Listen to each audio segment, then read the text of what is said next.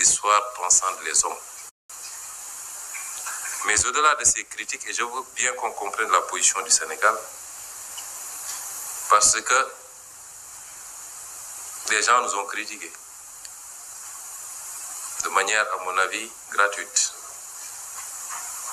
Nous ont critiqués parce que nous disons simplement que nous voulons que malgré tout, nous souhaitons que la famille reste unie.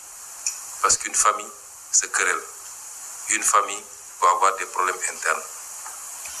Monsieur le Premier ministre, les Européens ont plus de problèmes entre eux que nous, entre nous. Puisqu'ils ont pu se faire des guerres mondiales qui ont coûté des millions et des millions de morts. Je ne pense pas que nos problèmes aient atteint ce niveau. Mais quand ils ont compris que leur destin était lié face à l'évolution du monde et face à l'émergence de grandes puissances, ils ont essayé de mettre de côté un certain nombre de choses. Et les deux pays qui ont déclenché quasiment la guerre et qui sont livrés plusieurs autres guerres avant, ont été les moteurs de ce qu'on appelle aujourd'hui l'Union européenne, c'est-à-dire la France et l'Allemagne.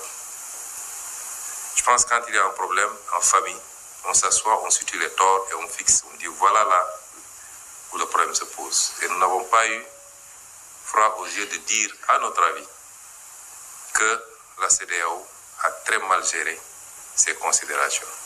Et si c'était notre régime qui était au pouvoir à l'époque où ça se faisait, nous aurions fermement posé notre veto et il n'y aurait jamais eu d'embargo contre le Mali venant du Sénégal. Nous l'avions renoncé.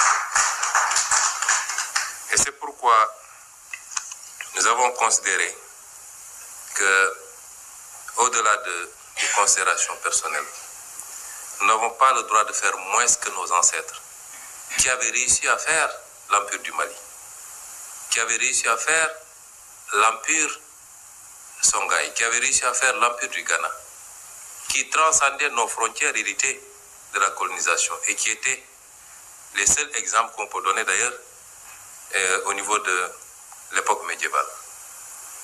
Et c'est ça nos préoccupations en réalité. On ne peut pas critiquer quelqu'un parce qu'il dit « je veux tout faire pour que la famille n'implose pas ». Ce n'est pas un péché, cela.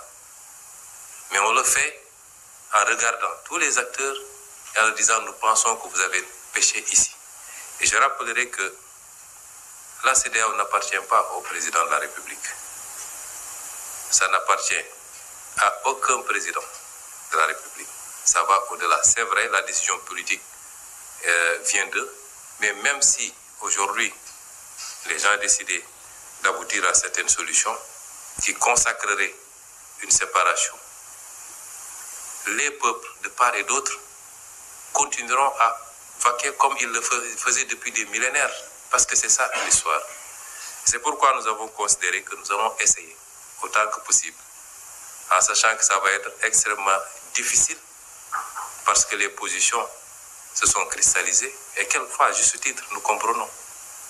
Mais notre responsabilité, c'est d'essayer au moins, quel que soit le résultat et l'aboutissement final, ça ne changera absolument rien dans les relations entre le Sénégal et le Mali. Personne n'y peut rien. Ça ne changera rien dans les relations entre le Sénégal et le Burkina. Ce n'est pas des accords ou le fait d'appartenir à telle ou telle zone qui vont nous imposer à changer la nature de nos relations avec les uns et les autres.